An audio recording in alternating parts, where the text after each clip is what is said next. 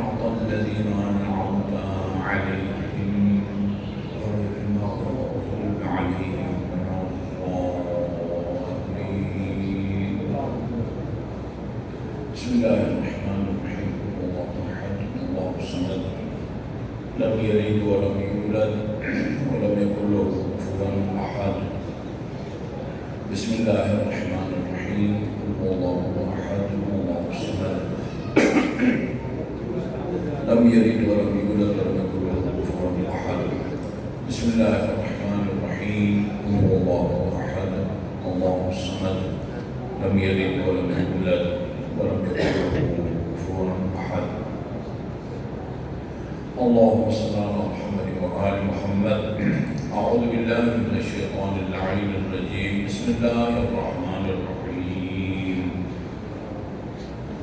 الحمد لله الذي لا يبلغ مدحته القائلون ولا يحصي نعماءه العابدون، الذي لا يدركه بعد الهمم ولا يناله رؤوس الفتن، والصلاة والسلام على خير خلقه وأشرف بريته الذي سمي في السماء بأحمد وفي الأرضين بأبي القاسم محمد.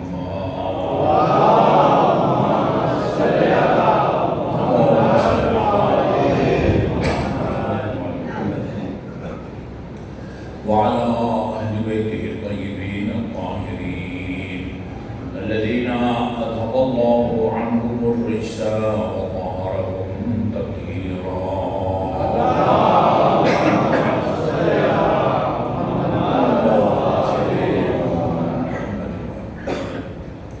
واللعن الأبدي على أعدائهم أجمعين. أما بعد فقال الله الحكيم. بسم الله الرحمن الرحيم. إنما أنت منذر ولكل قوم هاد.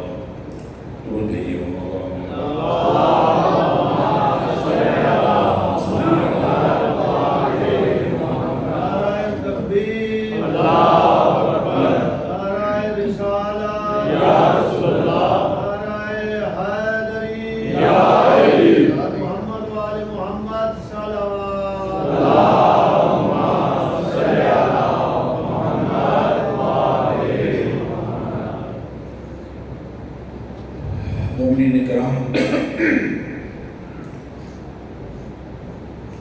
جو لوگ بھی غیب پر ایمان رکھتے ہیں یا دوسرے الفاظ میں آسمانی کتابوں اور آسمانی ادیان کے قائل ہیں، وہ چاہے تورات ہو، انجیل ہو، زبور ہو یا قرآن، جو بھی غیب پر ایمان رکھتا ہے اسے یقین ہے کہ اس دنیا میں دو قسم کی سرگرمیاں جاری ہیں۔ بعض سرگرمیاں وہ ہیں جو ہمیں نظر آتی ہیں، قابل مشاہدہ ہیں، یہ میری اور آپ کی سرگرمیاں۔ آپ نے دو دن علماء کرام سے پڑھانے کا پروگرام بنایا، آتے ہیں، آپ سے خاطب ہوتے ہیں، آپ اپنے گھروں سے آتے ہیں، یہ ہماری سرگرمیاں ہیں جو سب کو نظر آتی ہیں۔ یہ مارکیٹوں میں یہ لوگ مختلف سرگرمیوں میں یہ چہل پہل، یہ سرگرمی ہمیں نظر آتی ہے۔ کچھ سرگرمیاں اس دنیا میں جاری ہیں، قرآن کہتا ہے کہ وہ سرگرمیاں جاری ہیں، اور رسول اور اہل بیت رسول علیہ السلام کی معتبر اور مستند روایات بتاتی ہیں کہ وہ سرگرمیاں جاری ہیں، لیکن ہم ان سرگرمیوں کو نہیں دیکھ سکتے۔ اور میں بڑے وثوق سے کہہ سکتا ہوں کہ اس دنیا میں جو سرگرمیاں ہمیں نظر نہیں آتی وہ ان سرگرمیوں سے زیادہ ہیں جو ہمیں نظر آتی ہیں۔ یہ تو ہر مسلمان کا عقیدہ ہے نا، یہاں دو فرشتے ہیں نا، یہ نیکیوں کو لکھتا ہے اور یہ برائیوں کو لکھتا ہے، ٹھیک ہے، ہمیں نظر نہیں آتے۔ یہ ان کی سرگرمی ہے نا، یہ اس کی سرگرمی ہے کہ نیکیوں کو لکھے، اس کی سرگرمیاں یہ ہے کہ وہ برائیوں کو لکھے۔ اب کس کی سرگرمی زیادہ ہے، کس کی سرگرمی کم ہے، ان کی سرگرمیوں کو بڑھانا گھٹانا یہ بے اور آپ کے اختیار میں ہے۔ اس کی سرگرمیوں کو بڑھاتے ہیں یا اس کی سرگرمیوں کو بڑھاتے ہیں۔ سورہ طارق کے مطابق جب آپ اپنے گھر سے نکلتے ہیں تو فرشتے آپ کو بخیریت یہاں تک پہنچانے کے لیے ساتھ ہو جاتے ہیں۔ مجلس جب اختتام کو پہنچتی ہے وہ آپ کو واپس سے گھر پہنچاتے ہیں۔ قرآن میں بھی ہے اور امیر المومنین نے نہج البلاغہ میں بھی فرمائے فرشتے تمہارے ساتھ ہیں اس وقت تک وہ تمہاری حفاظت کرتے رہتے ہیں جب تک تمہاری موت کی حتمی تاریخ جس کو اجل کہتے ہیں وہ نہ آ جائے، اس وقت وہ تمہاری حفاظت کرتے ہیں۔ اور جب موت کی مقررہ تاریخ آتی ہے اذا جاء اجلهم، اجل مقرر تاریخ کو کہتے ہیں۔ لوگ سمجھتے ہیں اجل کا مطلب موت ہے، نہیں، اجل یعنی مقررہ تاریخ۔ جب مقررہ تاریخ آتی ہے پھر یہ دو فرشتے جن کی ڈیوٹی آپ کو بچانا تھا خطرات سے وہ آپ کو چھوڑ کے چلے جاتے ہیں۔ ایک پارٹی کی جب حکومت چلی جاتی ہے وزراء کی سیکورٹی اور ان کی جو ہے نا پروٹوکول سب واپس ہو جاتی ہے اور اکیلے جو ہے نا وہ گھومتے پھر رہے ہوتے ہیں، اور جو پیسے والے ہیں ان کے ذاتی گارڈ ہوتے ہیں، پورا لشکر کا لشکر ہوتا ہے، ٹھیک ہے۔ سرگرمیاں وہ ہمیں نظر نہیں آتی۔ گزشتہ مجالس میں میں نے عرض کیا تھا اور آج بھی موقع ہے اس کو بیان کیا جائے، چونکہ ساری دنیا سے لوگ کربلا کا رخ کیے ہوئے ہیں۔ عجیب ہے یہ کربلا، عجیب ہے۔ نواسے سید رسول اللہ صلی اللہ علیہ وسلم نے امام حسین کی ولادت کے فوراً بعد، اس کو بیان کرنے سے پہلے آپ کو ایک خدمت میں چیز عرض کروں، یہ کیا نام ہے اس کا، کوکب نورانی ہے، نورانی ہے کیا نام ہے، کوکب نورانی، ان کو کم از کم جو بات کرنا چاہتے ہیں اپنا حلیہ عمر شکل صورت قیافت کے مطابق کرنی چاہیے۔ بات داڑھی سفید ہو گئی ہے، ہاں، اور وہ کیا کہتے ہیں اس کو مہندی لگاتا ہے اور وہ محب اہل بیت ہونے کا دم بھی بھرتے ہیں کتابیں میں۔ وہ کہتے ہیں کہ جو شیعہ ہیں وہ امام حسین کا دن جو ہے بڑے اہتمام سے مناتے ہیں، صرف شہادت عاشور کے دن نہیں 10 دن مناتے ہیں، سال بھر امام حسین جس طرح امام حسین کے دن مناتے ہیں اسی طرح امام حسن کے دن نہیں مناتے یہ لوگ۔ بہت حساس بات کی ہے، اگر توجہ فرمائیں، حد ہوتی ہے جہالت کی، حد ہوتی ہے جہالت، پتہ نہیں جاہل ہے یا متجاہل ہے۔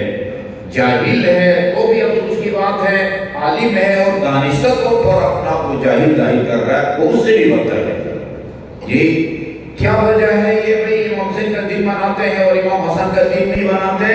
اس کی وجہ یہ ہے کہ امام حسن نے معاویہ سے صلح کی تھی، شیعوں کو امام حسن کا یہ کام پسند نہیں ہے۔ خدا تو کیا کہہ سکتا ہے خدا، فوراً FIR بھی کر دیتے ہیں۔ کچھ تو سوچو بھائی، کچھ تو سوچو۔ ہم امام حسن کو جس آدمی کو امام حسن کا کوئی قول یا فعل ناقابل خدا نخواستہ ناپسند ہو وہ شیعہ نہیں ہے، وہ ہم تمہاری طرح نہیں ہے، ہم امام حسن کو معصوم سمجھتے ہیں۔ امام حسن امام حسین کے امام تھے۔ ناکان آدمی تو جس کا نہیں پتا ہے۔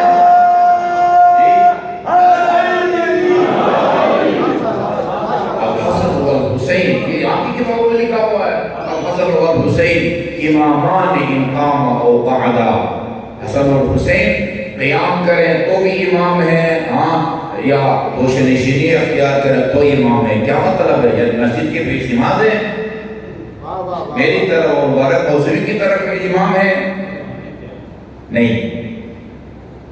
ہمارے علماء کرام نے مستقل کتابیں لکھی اس موضوع پر، صلح الحسن، شیخ مرتضی آل یاسین کی کتاب صلح الحسن اس موضوع پر لکھی گئی بہترین کتابوں میں سے ایک ہے، جس کا ترجمہ رہبر معظم حفظ اللہ نے غالباً اپنے ہوئی طالب علمی کی زندگی میں فارسی میں اس کا ترجمہ کیا ہے اور صلح الحسن کے فوائد کو بتایا ہے۔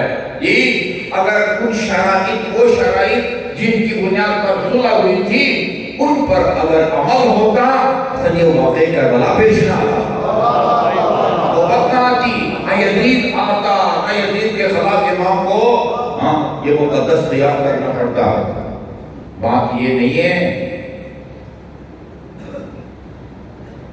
مجھے آپ یہ بتائیں کہ امام حسین کی شہادت کی بات نہیں کرتے، امام حسین کی ولادت پر جو عالم ہستی میں خصوصاً فرشتوں میں جو ہلچل مچی اور کوہرام بپا ہوا، وہ رسول خدا کی رحلت پر ہوا ہے۔ نہیں کوئی ایک سال جب ہماری کسی مولود کو کی ولادت کو ایک سال گزرتا ہے، بیٹا ہو یا بیٹی، ہم سالگرہ مناتے ہیں نا، سالگرہ مناتے ہیں، ہمارے دوست عزیز بچے کے لیے گفٹ لاتے ہیں، کوئی نقد پیسہ دیتا ہے، کوئی کھلونا لاتا ہے، کوئی سوٹ لاتا ہے، کیک کاٹتے ہیں، خوشیاں مناتے ہیں۔ آپ کو پتہ ہے کہ امام حسین کی ولادت کو سال گزرا ہے، یہ اہل سنت کی کتاب میں لکھا ہوا ہے، آسمان فرشتوں سے خالی ہو گیا، سب رسول خدا کو تسلیم پیش کرنے کے لیے زمین پر آ گئے۔ آپ کا کیا خیال، یہ فرشتے اپنی مرضی سے آئے تھے؟ خدا کے حکم سے جبرائیل امین کے لکھا ہوا ہے، آسمان فرشتوں سے خالی ہو گیا۔ اچھا یہ دوسرا سال، پھر کبھی سفر میں آن حضرت سالگرہ کے بجائے وہ برسی مناتے ہیں امام حسین کی، اور کبھی مسجد میں مصائب پڑھتے ہیں اور صحابہ کرام زار زار روتے ہیں۔ وہ امام حسین امام حسن کے بارے میں رسول خدا نے ایسا کام کیوں نہیں کیا، باقی صحابہ نے کیوں نہیں کیا؟ اللہ تعالیٰ نے فرشتوں کے امام حسن کو چھوڑے، امیر مومنین رسول خدا، کائنات کی مخلوقات میں سب سے افضل مخلوق اس دنیا سے رحلت ہوتی ہے۔ مجھے بتائیں آسمان کی مچھلیاں اس طرح روئی ہیں جس طرح حسین کی شہادت پر روئی ہیں؟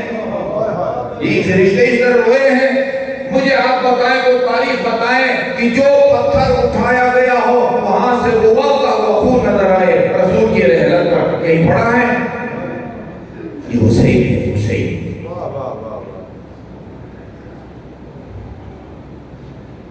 ابھی دیکھا نا، یہ کوئی کرنے والے بات ہے، یہ شیعہ جو ہے امام حسین کا یہ عمل ان کو پسند نہیں ہے، اس لیے امام حسن کا دن اس طرح دھوم دھام سے نہیں مناتے جس طرح امام حسین۔ ہم خدا کی سنت پر عمل کرتے ہیں، ہم رسول کی سنت پر عمل کرتے ہیں، ہم آدم کی سنت پر عمل کرتے ہیں۔ آدم بھی رویا ہے،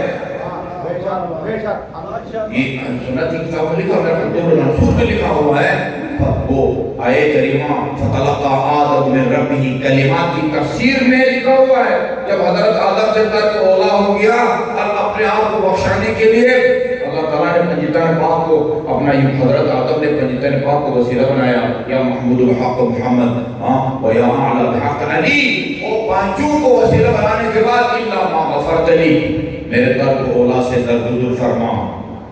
یہ اللہ تعالیٰ نے ان پانچ کے وسیلے سے ہم حضرت آدم کے ترک اولاد کو بخشا۔ بخشوانے کے بعد حضرت آدم پہلا انسان ہے نا، کائنات کا سب سے پہلا انسان ہے، عرض کیا پالنے والے میں نے تیرے حکم سے محمد کا نام لیا، علی کا نام لیا، فاطمہ کا نام لیا، حسن کا نام لیا، ان چار کے نام لینے سے میرے دل پر کوئی اثر نہیں ہوا۔ مالی اذا ذکرت الخامس انکسر قلبی، یہ آخری نام حسین میں تو نے کیا اثر رکھا ہے؟ جیسے کہ میری زبان پر یہ نام جاری ہوا ہے، میرا دل ٹوٹتا گیا، دل۔ علی روئے ہیں امام حسین کی ولادت شہادت سے پہلے، صفین آتے جاتے وقت وہ ابن عباس کہتے ہیں، وہ امیر المومنین ہم رکے اس سے میدان کربلا میں، اور امام علی امیر المومنین نے فرمایا صبرن یا ابا عبداللہ، صبرن یا ابا عبداللہ، صبرن یا ابا عبداللہ۔ ہمارے لوگوں کو خیال میں اسی بات نہیں کی حضرت پیغمبر یا امیر المومنین یہ کیا مطلب ہے، کس کو پکار رہے ہیں، کس کو صبر کی تلقین دے رہے ہیں؟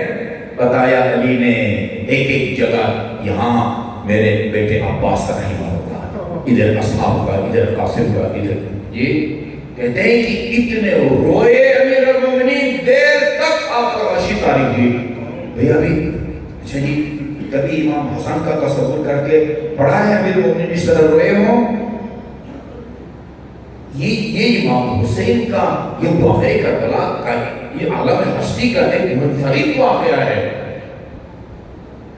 ان حسین کیس کی عالم ہمہ دیوانہ دوست، ان کی شب ایس کی عالم ہمہ پروانہ دوست۔ ابھی یہ میں آج پڑھ رہا تھا، مجھے نہیں معلوم وہ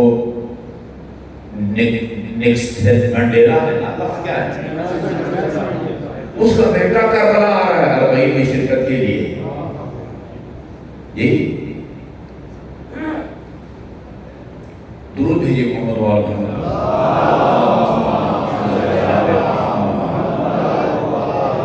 کامل زیارت آپ نیٹ دیکھیں، اردو میں اردو ترجمہ موجود ہے، کامل زیارت کا نام اردو ترجمہ موجود ہے۔ میرے خیال میں سب سے پہلے اس کا ترجمہ علامہ طاہر طالب جوہری کے والد مرحوم مصطفیٰ جوہر نے شاید ہم سے پہلے اس کا ترجمہ کیا تھا،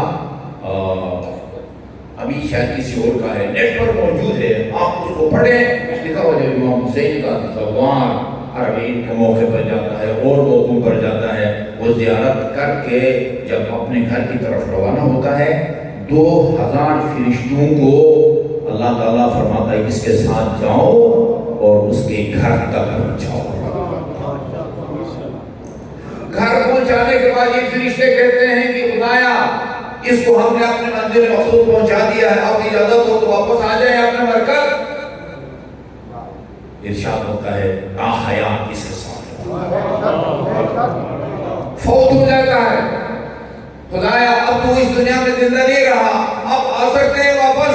کہا کہ تا قیامت تم اس کی قبر پر بیٹھو اور اس کے لیے خدا سے طلب مغفرت کرتے رہو۔ آپ اپنے قبرستان جائیں نا، ہاں ادھر مسلمانوں کا مشترک قبرستان ہوتا ہے، ہاں شیعہ بھی دفن ہے، سنی بھی دفن ہے، اس میں زوار بھی دفن ہے، غیر زوار۔ اس روایت کے مطابق جہاں بھی امام حسین کا کوئی زوار دفن ہے نا، اس کی قبر پر 2000 فرشتے ہیں، ان کا کام یہی ہوتا ہے اللہم اغفر زوار الحسین، خدایا اس زوار حسین کی مغفرت فرما، اس کے گناہوں کو بخش دے۔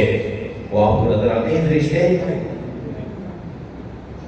وہی پتنے ہم تو سارے توجہ دیتے ہیں یار، حدیث قصہ ما ذکر خبرنا هذا في محفل من محافل الارض وفيه جمع من شيعتنا الا ونزلت عليهم الرحمه وحفت بهم الملائكه۔ چند مومن جب بیٹھ کے حدیث قصہ پڑھتے ہیں اللہ کی رحمت نازل ہوتی ہے، فرشتے ان کو گھیر لیتے ہیں۔ حفت بهم الملائکہ، یہ الہی تفرق۔ اس وقت تک یہ فرشتے، اب مجھے نہیں معلوم ہزاروں میں ہوتے ہیں کروڑوں میں ہوتے ہیں، یہ بھی آپ کو پتہ ہونا چاہیے اس کائنات میں سب سے زیادہ آبادی فرشتوں کی ہے۔ اس وقت ایران پر جو ہے نا وہ خطبہ میں چھائے ہوئے ہیں آغائی مسعود عالی، جو ان کی گفتگو سن رہا تھا، اس دنیا میں جہاں کہیں بھی بارش ہوتی ہے نا، ہر بارش کے قطرے کے ساتھ ایک فرشتہ ہے، اس کی ڈیوٹی یہ ہے کہ اس قطرے کو وہاں گراتا ہے جہاں اس کو گرنے کا حکم ہوتا ہے۔ حفظت بھی الملائکہ، جب تک یہ آپ کی محفل حدیث قصہ اختتام کو نہیں پہنچتی اس وقت تک یہ گھیرے لیتے ہیں۔ اور بہار الانوار کی جلد نمبر 39 ہے، اس کے اندر ایک باب ہے، آج موسوی باب کا اوپر عنوان یہ ہے امیر المومنین کے بارے میں، فی حب الملائکۃ لہ وفخرہم بخدمتہ۔ آسمان کی فرشتے علی سے محبت کرتے ہیں اور علی کی خدمت کر کے فخر بھی کرتے ہیں۔ علی کو فضائل کو بیان کریں، اس محفل میلاد میں یا مجالس میں امیر المومنین کے فضائل بیان ہو، وہاں بھی یہی ہے حفت بہم الملائکہ، فرشتے اس کو اپنے گھیرے میں لے لیتے ہیں، اس محفل کو جہاں علی کے فضائل بیان ہوتے ہیں۔ لیکن توجہ رکھیے، اللہ تعالیٰ آپ کی توفیقات، جن کی مساعی سے، جن کے تعاون سے یہ مجالس سے مستند علماء کرام کے ذریعے منعقد ہوتی ہیں، آپ کے توفیقات میں اللہ تعالیٰ اضافہ فرمائے، آپ سب کے رزق حلال میں بھی وسعت عطا فرمائے۔ فضائل، وہ فضائل بیان کریں، امیر المومنین کے سب سے معتبر اور مستند فضائل وہ ہیں جو اللہ تعالیٰ نے قرآن مجید میں بیان کیے ہیں۔ اور ایک جملہ کروں، امام رضا علیہ السلام سے کسی نے پوچھا، فرزند پیغمبر الحمدللہ اللہ تعالیٰ نے آپ کے جد امیر المومنین کو بے شمار فضائل سے نوازا ہے، یہ کوئی گن نہیں سکتا علی کی فضائل کو، اپنے طور پر محدود ہیں، ابتدا ہے، انتہا ہے۔ چونکہ علی کی ہمیں تاریخ ولادت بھی معلوم ہے اور تاریخ شہادت بھی، البتہ ہمیں وہ جسمانی جو تاریخ ولادت ہے 13 رجب اور جسمانی جو تاریخ وفات ہے 21 پور ہمیں پتہ ہے، لیکن کب علی کا نور پیدا ہوا، مجھے کہنے دیں، اب میرے پاس لفظ نہیں ہے، اب تب کب بھی نہیں تھا، اب کب تک یہ زمانے کی تعبیر ہے، ابھی تو کچھ بھی نہیں تھا، کنت کنزا مخفیا کان اللہ ولم یکن شیء، نے فرمایا خدا کی ذات تھی اور کچھ نہیں تھا، یہ کہنا بھی درست نہیں ہے۔ ایسا وقت تھا جب صرف خدا کی ذات تھی اور کچھ نہیں تھا، وقت بھی نہیں تھا، وقت بنتا ہے حرکت فلک سے، ابھی فلک کو بھی پیدا نہیں کیا تھا۔ حدیث قدسی میں ہم پڑھتے ہیں رسول خدا نے فرمایا کنت کنزا مخفیا، میں مخفی خزانہ تھا، فاحببت ان اعرف، میرا یہ ارادہ بنا کہ نہیں ابھی اپنا تعارف ہونا چاہیے، فخلقتک یا محمد، محمد میں نے اپنے تعارف کی خاطر تجھے پیدا کیا، اور اسی محمد صلی اللہ علیہ وسلم نے فرمایا انا وعلی من نور واحد، میں اور علی، اللہ تعالیٰ نے ایک نور سے ہم کو پیدا کیا ہے، یہ علی محمود ہے، یہ ہمیں تاریخ ولادت بھی معلوم ہے، تاریخ وفات بھی، جب علی کی ذات زمان اور مکان کے لحاظ سے محدود ہے، پھر اس کا فضائل بھی محدود ہے، لیکن ہمارے بس میں نہیں ہے ان کے فضائل کو بیان کرنا۔ امام رضا سے پوچھا جاتا ہے آپ کی نظر میں امیر المومنین کی بے شمار فضائل میں سے سب سے بڑی فضیلت کون سی ہے؟ کتنا اہم سوال ہے۔ امام رضا سے پوچھا جاتا ہے کہ آپ کے نظر میں امیر المومنین کی سب سے بڑی فضیلت کیا ہے؟ آپ نے امیر المومنین کی جہادی خدمات کو بیان نہیں کیا، رسول خدا کے زمانے میں خیبر، خندق، بدر، حنین، تبوک، ان کا ذکر نہیں کیا، یا رسول خدا کے بعد بدر، نہروان اور صفین جنگی خدمات کو بیان نہیں کیا، آپ کے علمی کمالات کو بیان نہیں کیا، آپ کی صحابت کی داستانوں کو بیان نہیں کیا، آپ کی عدالت کی داستانوں کو بیان نہیں کیا، جس سے متاثر ہو کے مسیحیوں نے کتابیں لکھی ہیں۔ کیا کہا امام نے؟ فرمایا میری نظر میں، امام رضا کی نظر میں علی کی سب سے بڑی فضیلت وہ ہے جس کو اللہ تعالیٰ نے آیہ مباہلہ میں بیان کیا۔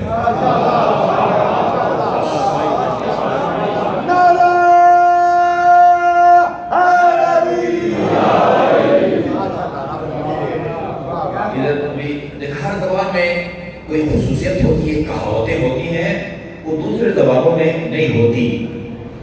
چونکہ بچپنا میرا لاہور میں گزرا ہے، اب اردو میں اگر کوئی متبادل ہے نا اس پنجابی لفظ کا، تو مجھے کوئی بتائے گا کہ میں پنجابی نہ بولوں اور اردو بولوں، کہتے نا وقت پہ گیا، اس کا کوئی متبادل اردو میں ہے؟ ابھی جیسے کہتے نا آئے، یہ تو ہم اسلامیات کی 5ویں کتاب میں آئے اس کا واقع مباہلہ کا ذکر ہے، یہ لکھا ہے کہ اپنے ساتھ ابناؤنا کی جگہ حسن حسین کو، نساؤنا کی جگہ خاتون جنت کو، اور بہرحال آگے فلان کی جگہ نہیں لکھا ہوا، امیر المومنین کو ساتھ لے کے گئے۔ لیکن جب ترجمہ کیا ہے تو کہا کہ جو آپ کے استدلال کے باوجود آپ کے دلائل کے زیر پر نہیں آتے اور ہر درمی پر اتر آتے ہیں، ان سے کہیں کہ آؤ بھائی تم اپنے توجہ سے سنیے گا، یہ آپ لوگوں کو بتائیں۔ موجودہ وزیر تعلیم آپ کے شہر کا ہے نا، رانا تنویر کدھر کا ہے؟ پڑھو اس کو پکڑے، اس کو میں نے اس کو بتایا میں نے۔ اچھا جی، یہ لکھا ہے کہ ان ہستیوں کو ساتھ لے کے گئے، لیکن جب ترجمہ کیا ہے آپ ان سے کہیں فَقُلْ تَعَالُوا نَدْعُ أَبْنَاءَنَا وَأَبْنَاءَكُمْ، آؤ تم اپنے بیٹوں کو بلاؤ، ہم اپنے بیٹوں کو بلائیں، تم اپنی عورتوں کو بلاؤ، ہم اپنی عورتوں کو بلائیں۔ آگے حد ہوتی ہے نا، تم خود آؤ اور ہم خود آئیں، تم خود آؤ اور ہم خود آئیں۔ اچھا، علی کے لیے آئے کریمہ میں کون سا لفظ استعمال ہوا بھائی؟ وہاں میں نے کہا بریلوی دیوبندی اہل حدیث کے مدارس کے پرنسپل، کئی مدارس کے بانی اور مؤسس، میں نے کہا مدارس کے پرنسپل ہیں، حضرت آپ کوئی مبتدی طالب علم نہیں ہیں، یہاں میں نے کہا یہ جو آپ نے ترجمہ کیا ہے تم خود آؤ اور ہم خود آئیں، یہ عربی کے کس لفظ کا ترجمہ آؤ ہے؟ قرآن میں کون سا ایسا لفظ ہے کہ جس کا ترجمہ آؤ ہے؟ ادھر آنے کی بات نہیں ہو رہی، سب کو بلانے کی بات ہو رہی ہے۔ نحن ندعو ابناءنا وابناءکم، اور آپ سب سمجھیں گے، باقی نہیں سمجھیں گے، انفسنا و انفسکم مفعول ہے، ندعو کے لیے مفعول ہے، اور آپ نے اس کا لازم والا ترجمہ کیا ہے۔ کس کا یہ ترجمہ ہے؟ پھر میں نے تجویز دی تھی کہ یا ایسا کرو، یہ انفس جو ہے نا نفس کی جمع ہے، آپ کچھ بھی نہ کریں، اس کی جمع کو جو لفظ بنتا ہے تم اپنے نفسوں کو لے آؤ، ہم اپنے نفسوں کو لے آئیں گے، کوئی خرابی نہیں ہے نا، کوئی انفس کا ترجمہ کرو۔ یا احمد رضا بریلوی نے بڑا اچھا ترجمہ کیا ہے، انصاف سے کہنا چاہیے، انہوں نے ترجمہ کیا ہے تم اپنی جانوں کو بلاؤ، ہم اپنی جانوں کو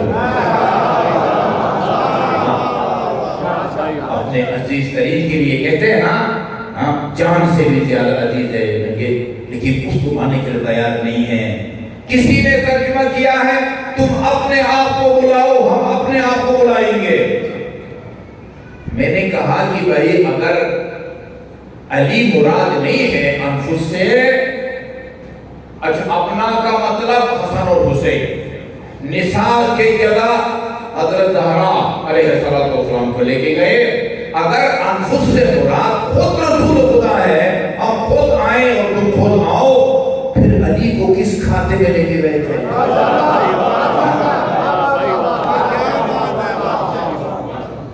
ہوئی ہے ہمارے پاس موجودہ وزیر داخلہ کی، میں نے انہیں وزیر تعلیم کی، میں نے انہیں الفاظ میں کہا، ہم آپ کو، میں آپ کو وزیر تعلیم، وفاقی وزیر تعلیم سے پہلے ایک پکا مسلمان سمجھتا ہوں، اور میں آپ کو متوجہ کر رہا ہوں کہ آپ کے بچوں کو آئے مبارک کا غلط ترجمہ پڑھایا جا رہا ہے۔ ایک وزیر تعلیم ہونے کی حیثیت سے آپ کا کام ہے، ذمہ داری ہے کہ اس کو روکے، آپ غور کریں۔ فوراً اس نے کہا بھائی کوئی اپنے آپ کو نہیں بلاتا،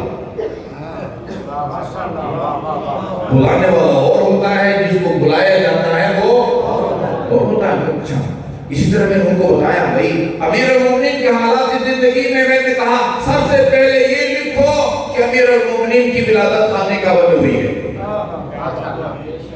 یہ نہیں کہہ سکے نہیں ہوئی۔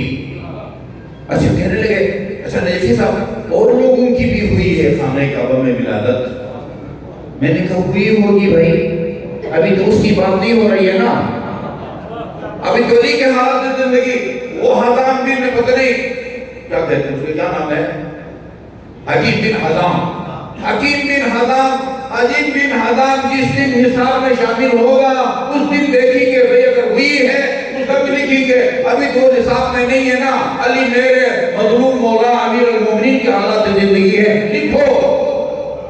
متواتر میں نے وہی بیٹ کی عبارت ان کو بتائی جو کتابوں میں لکھا ہوا ہے، یہ ازالت المخافہ میں لکھا ہوا ہے اور کتابوں میں لکھا ہوا ہے۔ تواترت الاخبار على ان فاطمہ بنت اسد ولدت علی فی جوف الکعبہ، خبر متواتر ہے جس کا کوئی انسان انکار نہیں کر سکتا۔ وہ خبر کیا ہے؟ فاطمہ بنت اسد نے علی کو کعبہ کے وسط میں جانا۔ اب میں اس لیے کہا وقت پہ گیا ہے کہ اگر یہ صحیح ترجمہ کرتے ہیں تو یہ ثابت ہوتا ہے کہ علی نفس رسول ہے۔ جی اچھا، مجھے جو دیوبندیوں کا بندہ تھا نام نہیں لیتا، اس نے کہا آپ باور کے نجفی صاحب میں آپ کو شکریہ ادا کرتا ہوں، آپ نے ہمیں اس باریک مطلع کی طرف متوجہ کیا، یہ ترجمہ غلط ہے۔ ابھی ٹھیک نہیں ہوئے، وہ ٹھیک نہیں، ابھی تک ٹھیک نہیں کیا ہے۔ جی اسی سے لکھو، تم اپنے مقصود کو بلاؤ، ہم اپنے مقصود کو بلائیں گے، یہ تیر جو ہے نا اپنا نشانہ خود تلاش کریں۔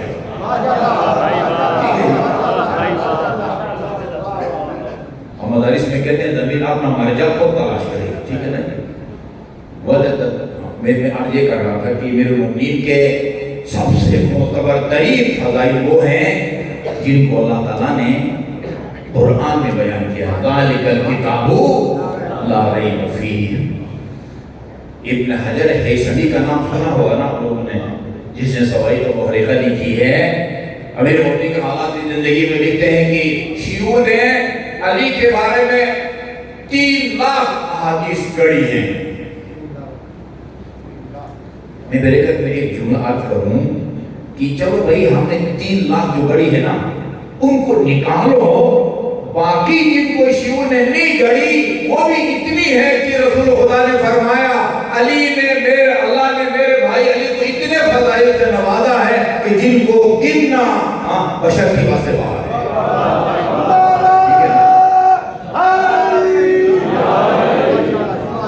اچھا جی، کہتے ہیں بطور نمونہ صرف 40 احادیث جو ہے نا وہ علی کی شان میں نقل کرتا ہوں۔ 40 غنیمت ہے، یہ پوری کتاب امیر المومنین کے بارے میں تو نہیں ہے، باقی صحابہ کرام کے بارے میں بھی ہے۔ 40 احادیث کو نقل کیا ہے اور ایک پیارا جملہ، وہ ویسے تو صعصع بن سوحان کا ہے جملہ، صعصع بن سوحان کہتے ہیں علی نے جب ظاہری خلافت کو سنبھالا، صعصع بن سوحان نے ان الفاظ میں اپنے تاثرات کو پیش کیا۔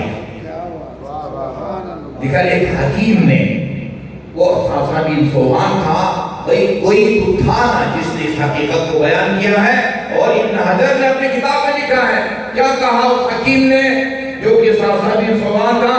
کہا جب علی نے ظاہری خلافت کو سنبھالا تو اس نے کہا یا علی لقد زینت الخلافت وما زینتک، آپ نے خلافت کو سنبھال کے خلافت کو زینت بخشی ہے، خلافت نے آپ کو کوئی زینت نہیں بخشی۔ ورفعت الخلافت وما رفعتک، آپ نے خلافت کو بلند مقام عطا فرمایا ہے، اس کی وجہ سے آپ کا مقام بلند نہیں ہوا۔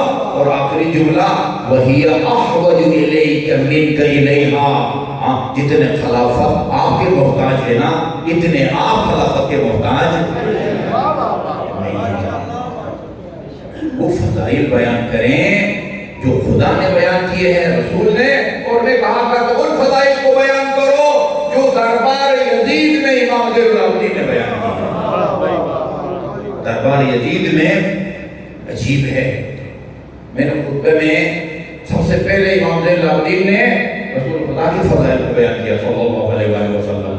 جی وہ میں نے سطریں لینی ہے، 6 سطروں پر مشتمل ہیں رسول خدا کے فضائل جو امام زین العابدین نے دربار یزید میں اور عاطفوں کے مجمع میں بیان کی۔ 6 سطریں، زیادہ کا تعلق معراج سے، مجلس الاساطب لے گئے، سدرۃ المنتہی، قاب قوس ادنیٰ۔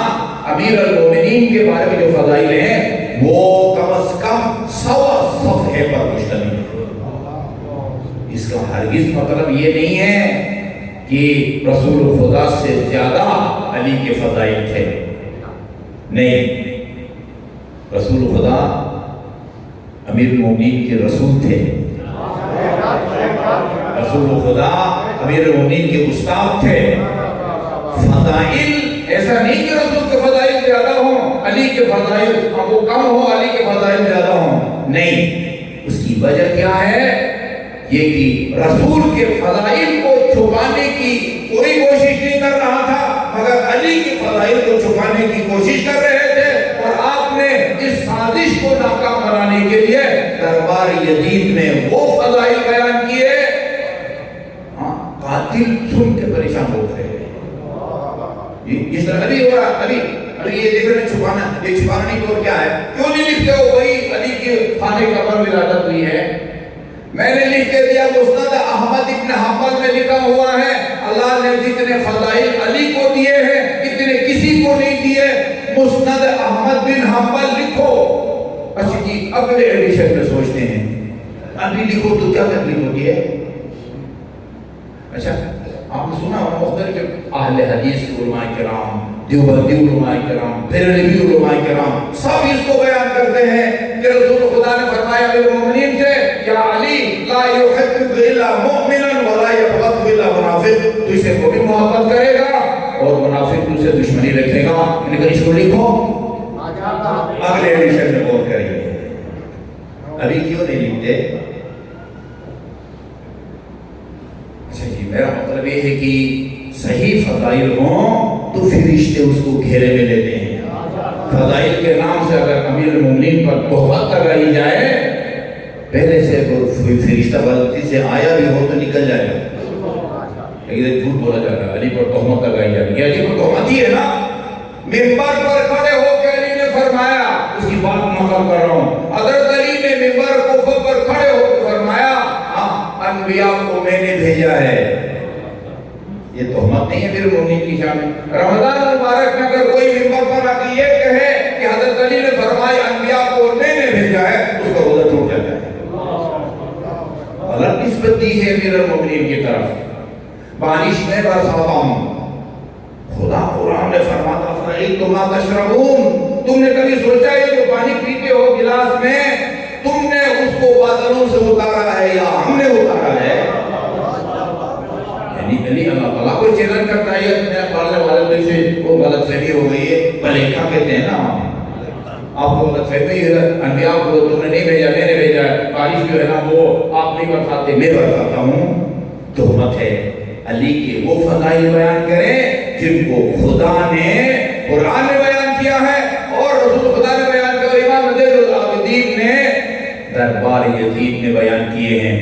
حفت بہم الملائکہ، فرشتے جس طرح حدیث کتاب پڑھنے والی اس محفل کو فرشتے گھیرے میں لے لیتے ہیں، اسی طرح اس محفل کو بھی فرشتے اپنے گھیرے میں لے لیتے ہیں جس میں امیر المومنین کے فضائل بیان۔ اچھا جی، جب مجلس ختم ہوتی ہے آپ لوگ بھی اپنے گھروں کو چلے جاتے ہیں اور فرشتے بھی واپس اپنا مرکز پہنچتے ہیں۔ وہ فرشتے جو مرکز میں ہوتے ہیں، زمین پر نہیں آئے تھے، وہ ان سے پوچھتے ہیں بھائی تم سے تو عجیب خوشبو آ رہی ہے، ہم نے اپنی زندگی میں کبھی ایک سے خوشبو محسوس نہیں کی، یہ کس پھول یا عطر یا سینٹ کی خوشبو ہے؟ یہ کہتے ہیں یہ کسی پھول کی خوشبو نہیں ہے، یہ اس محفل کی خوشبو ہے جہاں علی کے فضائل بیان ہو رہے تھے۔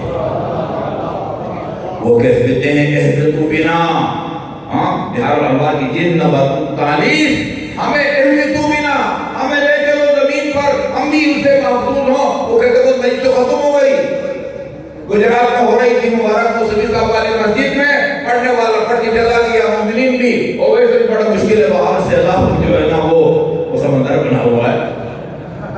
وہ کہتے ہیں لے چلو، ابھی تک اس محفل یا امام بارگاہ کی در و دیوار اس خوشبو سے معطر ہوگی جو پھوٹی تھی علی کی فضائل کے ذکر سے۔ اچھا جی، یہ آپ کو نظر آتے ہیں وہ فرشتے ادھر، ان کی سرگرمیوں کو آپ دیکھتے ہیں؟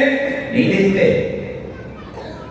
یزید ولید کے گھر جب رات کو امیر امام حسین کو بلایا گیا اور بیعت کا سوال رکھا گیا، یزید کے لیے بیعت کریں۔ وہاں آپ نے پہلے اپنا مختصر تعارف کرایا ہے، پھر یزید کا۔ میرا خیال میں یزید کہنے کے بجائے آپ نے یزید کا تعارف نہیں کرایا، یزیدیت کا تعارف کرایا۔ لہذا یزید کا کہنا غلط ہوگا، کیونکہ یزید کے باپ کا نام نہیں لیا۔ یزید کہاں پیدا ہوا ہے؟ یزید کی والدہ کا کیا نام تھا، دادا کا کیا نام تھا، دادی کا، نانا نانی کا، کسی کا ذکر نہیں ہے، اس کے افعال کا ذکر ہے، اور اسی کے افعال کردار کو ہم یزیدیت کہتے ہیں۔ ایسا ہے نا؟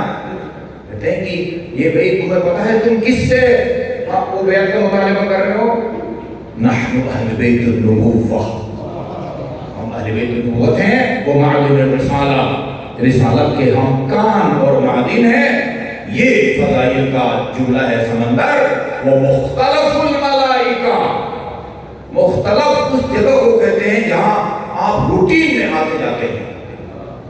اس مسجد کے خوش قسمت ہمسایہ جو 3 ٹائم نماز کے لیے آتے ہیں، یہ مسجد ان کے لیے مختلف ہے۔ آپ کاروباری ہیں، روزانہ مارکیٹ جاتے ہیں، دکان، تو مارکیٹ آپ کے لیے مختلف ہے۔ آپ طالب علم ہیں، سکول، کالج، یونیورسٹی کے، یہ تینوں تعلیمی ادارے آپ کے لیے مختلف ہیں۔ وہ آپ نوکری کرتے ہیں سرکاری یا پرائیویٹ دفتر میں، دفتر آپ کے لیے مختلف ہے۔ فرماتے مختلف الملائکہ، ہمارے گھر فرشتوں کا معمول کے مطابق آنا جانا ہے۔ کس کو یہ شرف حاصل ہے مختلف الملائکہ؟ بھائی مسئلہ اتنے شروع نہیں ہوئے، لیکن امام جعفر صادق علیہ السلام کی حکمت میں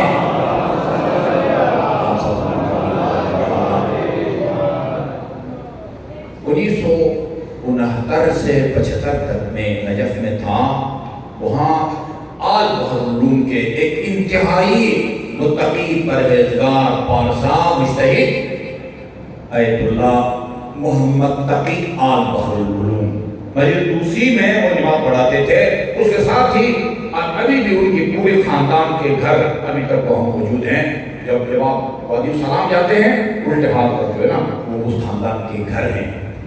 وہ اپنے گھر عشرہ کراتے تھے اور خود پڑھتے تھے، کسی خطیب کو نہیں بلاتے تھے، کسی خطیب کو نہیں بلاتے تھے۔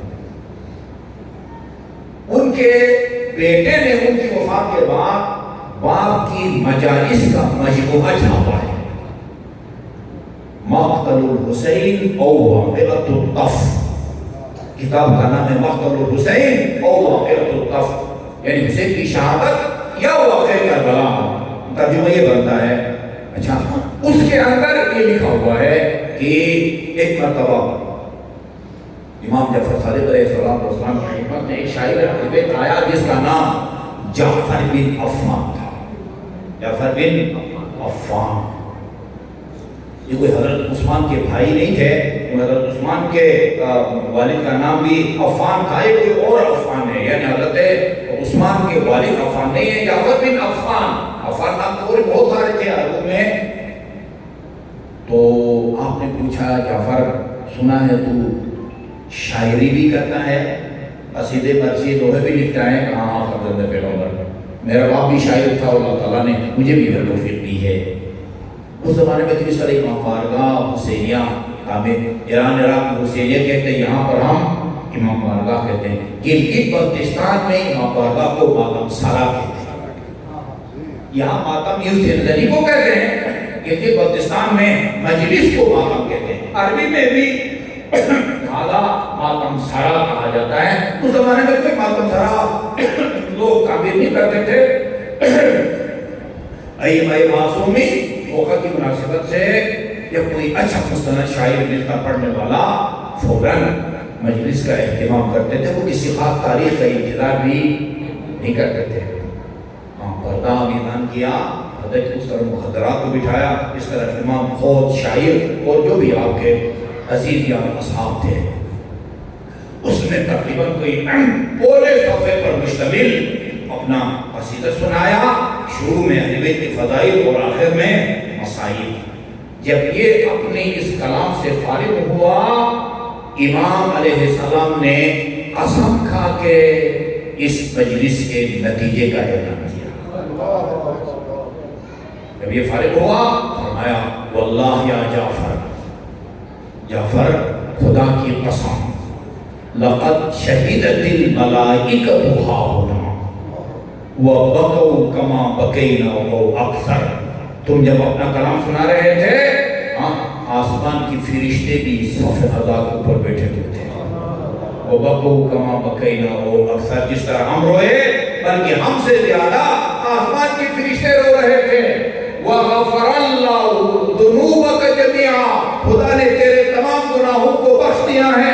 وَأَوْجَبَ اللَّهُ لَكَ الْجَنَّةَ السَّاعَةَ الْجَنَّةَ، ابھی خدا نے تجھے جنت کا حقدار قرار دیا۔ یہ بات امام معصوم کے علاوہ کوئی اور نہیں کر سکتا۔ پھر سرگرمیاں، فرشتوں کی سرگرمیاں بہت لمبی ہو رہی ہے، بس میں سمیٹتا ہوں اس کو۔ یہ ایک خاص سرگرمی کے تذکرے کی خاطر یہ میں نے لمبی چوڑی تمہید باندھی۔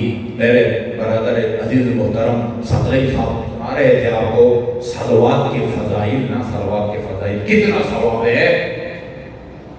شیخ محسن علی نجفی اللہ تعالیٰ کو صحت و طول عمر دے، انہوں نے ایک قرآن کا ترجمہ کیا ہے بلاغ القرآن۔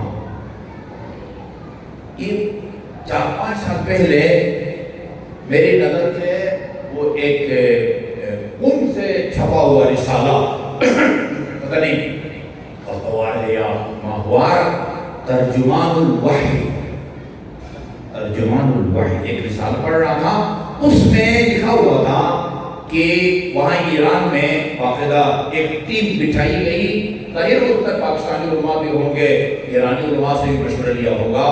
انہوں نے بر صغیر میں شیعہ اور سنی جو تراجم ہیں ان کا موازنہ کر کے لکھا ہے کہ شیعہ ترجموں میں سب سے افضل ترجمہ کون سا ہے اور اہل سنت کے ترجمہ قرآن میں سب سے افضل کون سا ہے۔ لکھا شیعہ ترجموں میں سب سے بہتر ترجمہ معیاری شیخ محسن علی نجفی کا ہے، اور سنیوں میں مولانا مودودی کی تفہیم القرآن،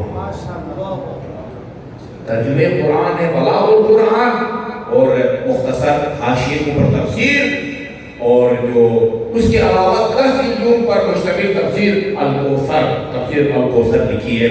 اس کے اندر سورہ احزاب کی آیت نمبر 56، سورہ احزاب کی آیت نمبر 56 کون سی ہے؟ ان اللہ و ملائکتہ، آگے تو آپ کو یاد ہے نا سورہ نمبر اور جب آیا ان اللہ و ملائکتہ یصلون علی النبی یا ایھا الذین آمنوا صلوا علیہ وسلموا تسلیما۔ اس کو سننے کے بعد آپ کو اندازہ ہوگا کہ جب آپ صلوات پڑھتے ہیں نا کائنات میں ہلچل مچ جاتی ہے۔ امام جعفر صادق علیہ السلام کا فرمان نقل کیا ہے انہوں نے، اور حوالہ بھی دیا ہے، اصول کافی جلد نمبر 2 صفحہ نمبر 492، اصول کافی کا صفحہ نمبر جلد نمبر 2 اور صفحہ نمبر 492 لکھا ہوا ہے۔ امام رسول خدا نے فرمایا اکثروا من الصلاۃ علیہ، مجھ پر صلوات بھیجا کرو کثرت سے۔ فمن صلی علیہ مرتن، جو ایک مرتبہ مجھ پر صلوات بھیجتا ہے، اور سے سنیے گا، صلی اللہ علیہ الف مرہ فی الف صف من الملائکہ، اللہ تعالیٰ فرشتوں کے 1000 صفوں میں اس بندے خدا پر 1000 مرتبہ صلوات بھیجتا ہے۔ اس خوش قسمت پر جو ایک مرتبہ محمد اور بعد محمد پر صلوات بھیجے۔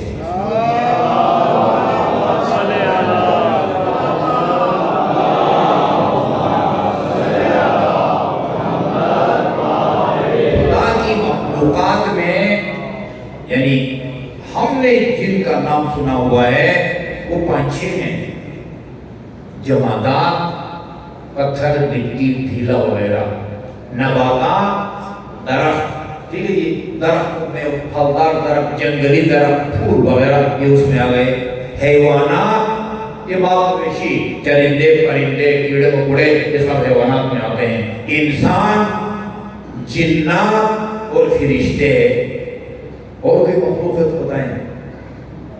यही है ना, जमादात एक, नबातात दो, हैवानात तीन, इंसान चार, जिन्नात पांच, फरिश्ते छह किस्म के मखलूक। मैं अभी 2 दिन पहले आयतुल्लाह आसिफ मोहसिनी की ये एक तकरीर सुन रहा था। फरमाते थे हमने इनका ये नाम सुना हुआ है, इसका मतलब ये नहीं कि खुदा की कोई और छठी किस्म की मखलूक नहीं है, और भी खुदा की बहुत सारी मखलूक होती है जी। उसके बाद फरमाया, फिर ये फरमाया जब आप एक मरतबा सलवात भेजते हैं सल्लल्लाहु अलैहि मर्रतन, अल्लाह ताला फरिश्तों के 1000 सफू में 1000 मरतबा सलवात भेजता है। उसके बाद फरमाया वमा खलक़ल्लाहु मिन शैइन इल्ला सल्ला अलैहि लिसलातिल्लाहि व सलाति मलाइकतिही। और खुदा की तमाम मखलूकात ने कम अज कम जमादात, नबातात, हैवानात, इंसान, जिन्नात और फरिश्ते, ये सब के सब खुदा और फरिश्तों के सलवात की वजह से ये सब के सब मखलूक उस खुशकिस्मत मोमिन पर सलवात भेजती है जो एक मरतबा मोहम्मद और आल मोहम्मद पर सलवात भेजती है।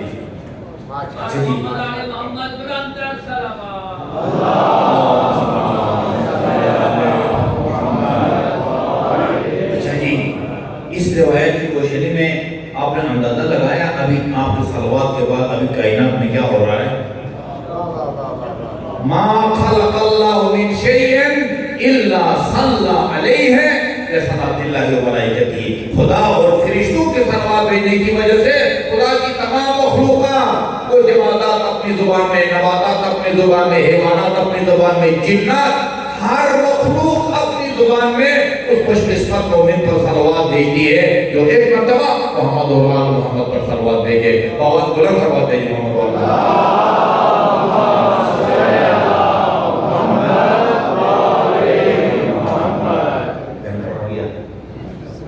अच्छा, मैं असल मौजू की तरफ आता हूँ।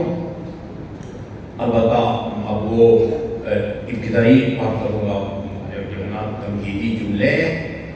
इस वक्त हमको यानी मकतब तशरीह के पैरोकारों को 3 महाजों का सामना है। एक महाज बेबुनियाद प्रोपेगेंडा करने वालों का महाज है, 100% बेबुनियाद।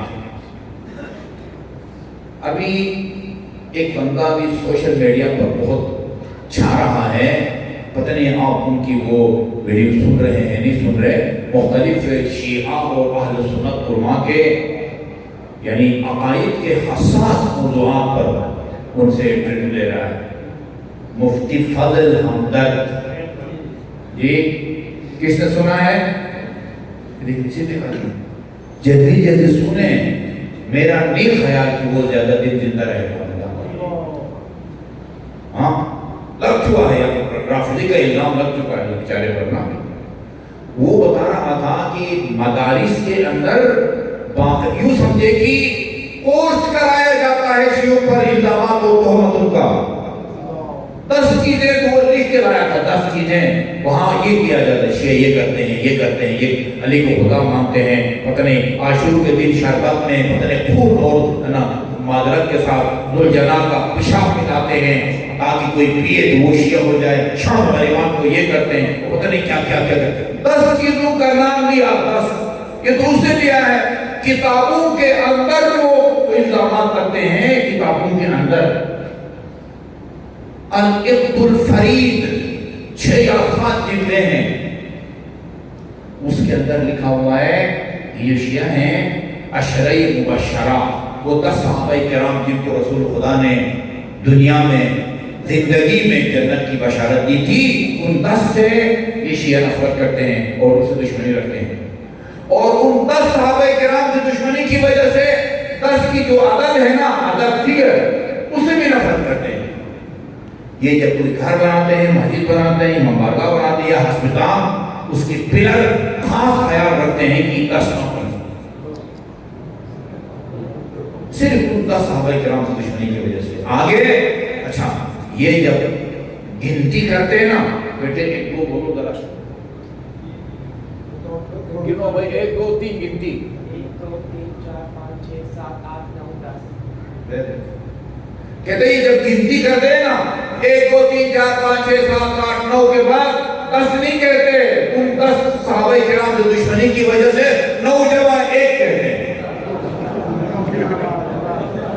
خدا کا خوف نہیں بھی کم کم، شرم حیا کرو بھائی۔ ہاں وہ کون تھا شاکوٹ کا ہے نا، وہ کہتا ہے یا شرم کیوں، کوئی حیا ہوتی ہے، ہاں کوئی شرم ہوتی ہے، خواجہ صاحب کا جملہ ہے نا، کوئی شرم ہوتی ہے، خدا کا خوف نہیں، شرم حیا کرو بھائی۔ وہ کب تک تمہارا یہ من گھڑت الزام چھپا رہے گا؟ ایک طولانی فہرست آپ کو سنا سکتا ہوں کہ، اور آپ یہ نہ سمجھیں کہ اس کا کوئی اثر نہیں ہوتا۔ پروپیگنڈا آپ نے سنا ہے نا، جب 21 رمضان کو امیر المومنین شہید کیے گئے، لوگوں نے پوچھا کدھر شہید ہوئے، کس جنگ میں شہید ہوئے؟ کہا مسجد کوفہ میں۔ کہا یہ وہ تو نماز نہیں پڑھتے تھے، ادھر کیا لینے گئے تھے؟ یہ پروپیگنڈا کا نتیجہ ہوتا ہے۔ یہ بڑا زبردست مقولہ ہے، زبان خلق کو نکارے خدا سے۔ نوشتہ دیوار، میری سب سے چھوٹی بچی پتہ نہیں 5ویں میں پتہ نہیں 6ٹھی میں تھی، کہا وہ اس میں کلاس میں بات ہو گئی، اس نے کہا میں شیعہ ہوں، اور اس کی کلاس سے کچھ نے کہا وہ شیعہ کافر ہوتے ہیں۔ اس نے کہا کیوں کافر ہوتے ہیں؟ کہا میں نے آج دیوار پر دیکھا ہے۔ آپ کے لیے ناکافی ہے، اس بچی کے لیے کافی ہے، یہ اس سے دیوار کافی ہے۔ ہاں وہ دلائل نہیں مانگتی شیعوں کے کیا عقیدہ ہے، بس دیوار پر لکھ دیا، اسی کو نوشتہ ہے۔ وہ ہم سمجھتے ہیں پروپیگنڈا کا میڈیا، ہاں جس کو اٹھانا چاہے اٹھاتا ہے، جس کو دبانا چاہے۔ ابھی مختلف ایشوز کو دیکھیں نا، ایک مثال، وہ چند مہینے پہلے social media, print media, electronic media, تمام اخبارات کا موضوع بنا ہوا تھا دعا زہرا۔ ابھی کچھ بھی نہیں ہے، اور پھر بین الاقوامی جن کے ہاتھ میں، جن اداروں کے ہاتھ میں یہ پروپیگنڈے ہیں نا، وہ کبھی ہم ان کو نظر انداز نہیں کر سکتے۔ اور میں سمجھتا ہوں اللہ اس کو اپنی حفظ و امان میں رکھے۔ آج تک جس انداز سے یہ ہمارا دفاع کر رہا ہے بندے خدا، حقائق بیان کرتا ہے، یہ بھی الزام ہے، یہ بھی الزام ہے، یہ بھی الزام ہے، جھوٹ ہے۔ کراچی میں عاشور کے دن شروع سے لے کر آخر تک یہ مولانا حسن ظفر کے ساتھ تصویریں لی، مولانا حسن ظفر بھی صاحب کرتے ہیں، شہنشاہ نبی صاحب کیا، حسن ظفر صاحب کا 3 4 انٹرویو کیے ہیں انہوں نے مولانا آفتاب جوادی سے، ہمارے جو جامعہ الکوثر میں ہیں، وہ حدیث سب الزامات ہیں، مدارس میں پڑھایا جاتا ہے، کافر ہے وہ یہ کرتے، اگر کوئی طالب علم الجھتا ہے اس کو کہتے ہیں یہ کافر ہو گیا، شیعہ ہو گیا، یہ مرتد ہو گیا۔ لیکن آپ کو نہیں پتہ مدارس کے اندر کیا پڑھایا جاتا ہے۔ سنیے اس کو، سنیے جی، یہ پہلا محاذ ہے نا ہمارے خلاف بے بنیاد پروپیگنڈا، اس کا بھی مناسب طریقے سے ہم کو دفاع کرنا چاہیے کہ بھئی یہ الزامات ہیں، شیعہ ان چیزوں کے قائل نہیں ہیں۔ دوسرا جو محاذ ہے، یہ اپنے غیر ذمہ دار افراد کا منبر پر آ کے، آخری جو محاذ ہے نا، آخری محاذ، وہ علمی لحاظ سے یہ ثابت کرتے ہم کریں کہ رسول خدا کے بعد پہلا خلیفہ بلا فصل علی تھا، اور اہل سنت برادران ان کے ہاں پہلا خلیفہ حضرت ابو بکر تھے۔ ایک یہ محاذ ہے، اس محاذ پر ہم کو کوئی مشکل پیش نہیں آتی۔ جو مشکل محاذ ہے نا، وہ یہ پہلے 2 محاذ ہیں۔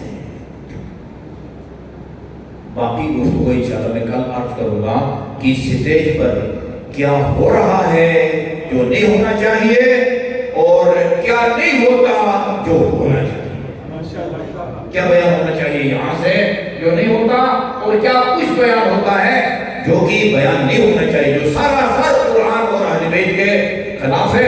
اتنی تاریخ الزیت الثقلین کتاب اللہ و عطرتی، وہ ایک نئی کلپ میں نے وہ دیکھی ہے، وہ ایک بندہ کہتا ہے، اس کا نام پتہ نہیں لوں یا نہ لوں، وہ کہتے ہیں کہ یہ جو ہے نا کتاب اللہ و عطرتی، قرآن سے تمسک کا مطلب اور ہے، اہل بیت سے تمسک کا مطلب اور ہے۔ قرآن سے تمسک کا مطلب اپنے دین کو قرآن سے دو، اہل بیت سے تمسک کا مطلب کیا ہے؟ اہل بیت سے محبت کرو، پیار کرو، احترام کرو۔ او خدا کے بندے سوچو اس میں کیا لکھا ہوا ہے؟ جب تک قرآن اور اہل بیت سے تمسک رہو گے ہرگز گمراہ نہ ہوگے۔ صرف محبت کرنے سے بندہ گمراہی سے بچ جاتا ہے۔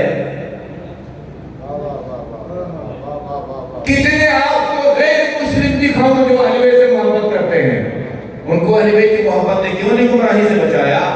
کتنے میں آپ کو عیسائی دکھاؤں جو اہل بیت سے محبت کرتے ہیں لیکن گمراہ ہیں؟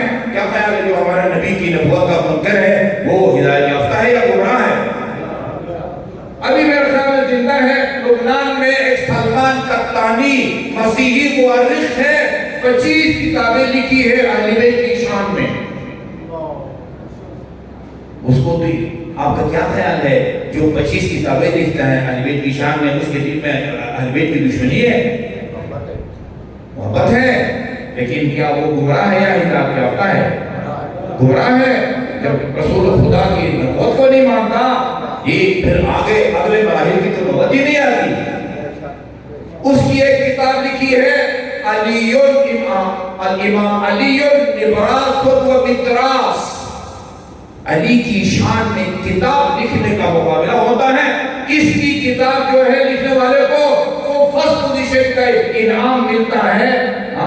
کیا خیال ہے اس کے دل میں علی کی محبت تھی یا نہیں تھی؟ بھئی اہل بیت کی محبت گمراہی سے نہیں بچاتی، یہ اہل بیت سے دین لینے کے نتیجے میں انسان گمراہی سے بچتا ہے، قرآن سے دین لینے کے نتیجے میں انسان بچتا ہے۔ یہ درود بھیجئے محمد والے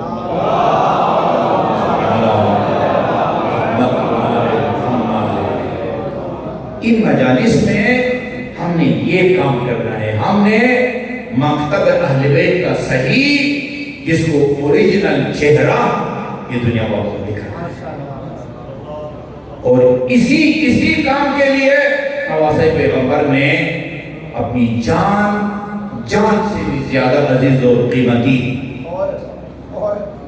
اخبار کی قربانی پیش کی ہے۔ ابھی زیارت اربعین، اگر آپ زیارت اربعین کے لیے جاتے وہاں پڑھیں، نہیں تو یہی پاکستان میں بیٹھ کے زیارت اربعین کا وہ جملہ پڑھیں، اور میں تو کہتا ہوں ہر در و دیوار پر امام بارگاہ پر اس کو درج ہونا چاہیے۔ زیارت اربعین امام جعفر صادق کا کلام ہے، زیارت امین اللہ امام زین العابدین کا کلام ہے، زیارت جامعہ امام علی نقی علیہ السلام کا کلام ہے۔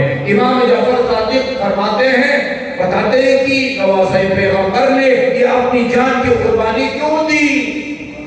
وَبَذَلَ مُحْجَتَهُ فِيكَ، خدایا میرے جد نے تیری راہ میں اپنی جان قربان کی، کس مقصد کے لیے؟ لِيَسْتَنْقِذَ عِبَادَكَ مِنَ الْجَهَالَةِ وَحِيَرَةِ الضَّلَالَةِ، تاکہ تیرے بندوں کو جہالت اور گمراہی کی تاریکیوں سے نکالے۔ یہ کام عزاداری سید الشہداء کے نتیجے ہوگا، ورنہ آپ دیکھیں نواسۂ پیغمبر کے خطبوں کو یہ مکہ سے مدینہ سے مکہ اور مکہ مدینہ کے درمیان، مکہ کے اندر، مکہ سے کربلا، مکہ اور کربلا کے درمیان کے خطبے، خود کربلا کے، اس میں نواسۂ پیغمبر نے کتنا دین بیان کیا ہے، عقائد کے کتنے مسائل بیان ہوئے ہیں، عبادات کے کون سے احکام بیان ہوئے ہیں، سارے بیان نہیں ہوئے۔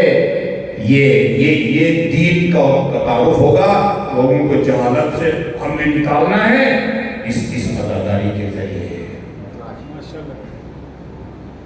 آخری جملہ جو آپ کی زبان مبارک سے جاری ہوا، جس کے بعد آپ کو شہید کیا گیا، وہی اصول دین میں سے جو پہلی اصل ہے نا، اصول دین ہے نا، سب سے پہلے اپنے بچوں کو سکولوں میں مدارس میں سب سے پہلے ان کو اصول دین سکھاتے ہیں۔ اصول دین میں سب سے پہلی اصل کیا ہے؟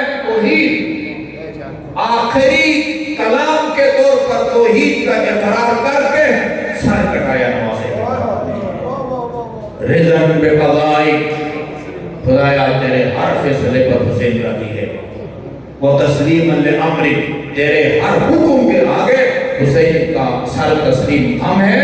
یہ لا معبود سوا، لا الہ الا اللہ کا یہ ترجمہ ہے۔ لا معبود سوا، لا الہ الا اللہ کا مطلب کیا ہے؟ لا معبود الا اللہ، لا معبود سوا، خدایا اس عالم ہستی میں تیرے سوا کوئی معبود نہیں ہے۔ یا غیاث المستغیثین، اے فریادیوں کے فریاد رس۔ پھر اسی مرحلے میں نا، اسی وقت آخر زیر خنجر دو غیر انسانی ظلم جو ہوئے، اس موقع پر آپ کو یاد کیا ہے، وہ قیامت تک آنے والی شیعوں کو یاد کیا ہے۔ شیعتی مہما شربتم ما عذب فذکرونی، شیعو جب کبھی ٹھنڈا میٹھا پانی پیو اپنے پیاسے امام کو یاد کر لیا کرو۔ او سمیت بغریب او قتیل فندہونی، جب سنو کوئی انسان دیار غیر میں مر گیا ہے، مارا گیا ہے، اپنے امام کو یاد کر لیا کرو۔ وَأَنَا الصِّبْتُ الَّذِي مِنْ غَيْرِ جُرْمٍ قَتَلُونِي، میں نبی کا وہ نواسا ہوں جس کو بے جرم و بے خطا ظلم و ستم سے شہید کیا گیا۔ اور آخر میں فرماتے ہیں لیتکم فی یوم عاشوراء جمیعا تنظرونی، میرے شیعو کاش تم عاشور کے دن ہوتے، کیف استسقی لطفلی فابوا ان یرحمونی، ان بچوں سے، ان اشقیاء سے اپنے 6 مہینے کے بچے کے لیے ایک ایک پانی کا قطرہ مانگتا رہا، فابوا ان یرحمونی، مگر رحم کرنے سے انکار کر دیا۔ یہ آبے عالی جس کا میں نے نام لیا ہے، 6 محرم الحرام، جس نے بھی یہ روایت ڈالی ہے، اللہ تعالیٰ ان کو اجر عطا فرمائے۔ بین الاقوامی طور پر یوم علی اصغر کے طور پر منایا جاتا ہے۔ 6 محرم کو پڑھ رہے تھے، کہا کہ ایک واقعہ بیان کیا، کہا کہ سردیوں کا موسم تھا، ایک فیملی میاں بیوی اور چھوٹا بچہ وہ تہران سے آ رہے تھے، برف باری ہو رہی تھی، راستے میں ان کی گاڑی خراب ہو گئی۔ یہ باہر نکلے، ہاتھ دیا، کوئی جو ہے نا وہ گاڑی رکتی نہیں ہے، جو بھی گاڑیاں تہران سے جا رہی تھی، تقریباً 15 منٹ وہ کھڑے رہے اور کسی نے گاڑی نہیں روکی۔ ماں نے بچے سے کہا، بچے کی ماں نے اپنے میاں سے کہا کہ سردی کی وجہ سے ابھی اس بچے کا بدن ٹھنڈا ہو رہا ہے، کچھ کریں؟ کہا کہ جو میں کر سکتا ہوں میں کر رہا ہوں۔ تجویز اس کے ذہن میں آئی، وہ شیشہ کو کھٹکھٹایا، کہا کہ بچے کو میرے ہاتھ میں دے دو، بچے کو میرے ہاتھ میں دے دو۔ کہا باہر تو دے تو سر کہا نہیں، باہر زیادہ ہمیں رکنا نہیں پڑے گا۔ بچے کو ہاتھ میں لے کے کھڑا ہوا، پہلی گاڑی آ کے رکی، دوسری گاڑی آ کے رکی ہے، گاڑیوں سے لائن لگ گئی، کوئی دودھ پیش کر رہا ہے، کوئی پانی پیش کر رہا ہے، کوئی کمبل دے رہا ہے، سب نے مل کے گاڑی بھی ٹھیک کی۔ تم پہنچے، گھر پہنچنے کے بعد زار زار رونا شروع کر دیا بچے کے۔ باپ نے، ماں نے پوچھا اب کیوں رو رہے ہیں؟ فرمایا دیکھو یہ آنے والوں میں سے کوئی بھی ہم کو جانتا نہیں تھا، یہ انقلاب دشمن ہے، انقلابی ہے، دیندار ہے، بے دین ہے، لیکن جیسے ہی بچے کو دیکھا سب نے گاڑیاں روکی، کسی نے دودھ پیش کیا، کسی نے کمبل پیش کیا۔ نہ جانے میرے آقا کے دل پر کیا گزری ہوگی۔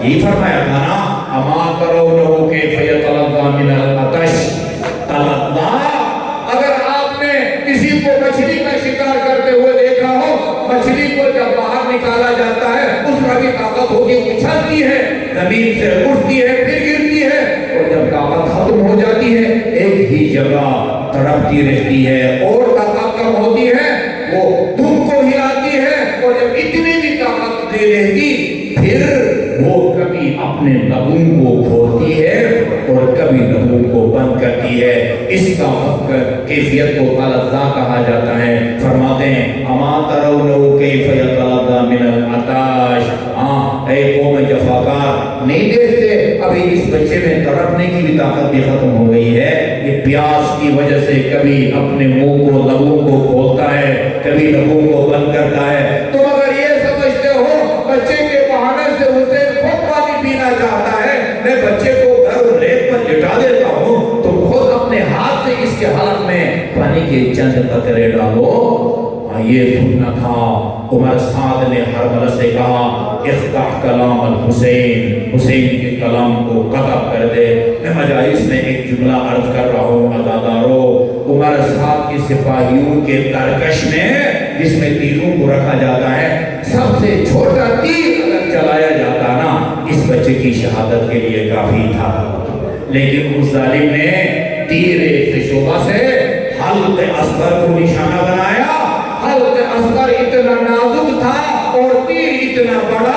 روایت کہتی ہے فَذَبَحَهُ مِنَ الْأُذُنِ إِلَى الْأُذُنِ, اس تیر نے ایک کان سے دوسرے کان تک بچے کو ذبح کر دیا. اور روایت کہتی ہے فَلَمَّا أَحَسَّ الطِّفْلُ بِحَرَارَةِ سَهْمٍ, جب اس بشیر نے اپنے حلق میں تیر کی گرمی کو محسوس کیا, جعل يرفرف على يدي أبيه كالطير المنبوذ, باپ کے ہاتھوں پر اس طرح لوٹنے لگا جس طرح وہ پرندہ تڑپتا ہے جس کا گلا کاٹ دیا گیا ہو. ہاں, خون کو اپنے ہاتھوں میں لیا, آسمان کی طرف پھینکنا چاہا. آواز آئی حسین اگر ایک قطرہ اس خون حق کا آسمان کی طرف آیا قیامت تک ابر رحمت کا ایک قطرہ بھی نہیں گرے گا زمین کا بھی. امام محمد باقر فرماتے ہیں میرے جد نے یہ آسمان کی طرف پھینکا اور باقی خون سے وہ اپنے چہرے پر مل دیا اور فرمایا ہاکذا القا جدی رسول اللہ, میں اسی حالت میں نانا کے پاس جاؤں گا. پھر امام نے کیا کیا, عاشور کے اعمال آپ کو یاد ہے نا. ایک مرتبہ بچے کو لے کے خیمے تک آتے ہیں, ماں کے حوالے کرے, ہمت نہیں پڑتی, واپس آتے. 7 دفعہ اس عمل کو دہرایا اور 7 دفعہ آپ اس عمل کو دہراتے ہیں اور پڑھتے ہیں انا للہ و انا الیہ راجعون. ہاں, ماں کے حوالے نہیں کیا, پشت خیمے پہ جا کے چھوٹی سی قبر بنائی. میر انیس پر خدا رحمت کرے, ننھی سی قبر کھود کے اصغر کو گاڑ کے شبیر اٹھ کھڑے ہوئے, دامن کو جھاڑ کے الحمدللہ رب العالمین سیغفر الذین ظلموا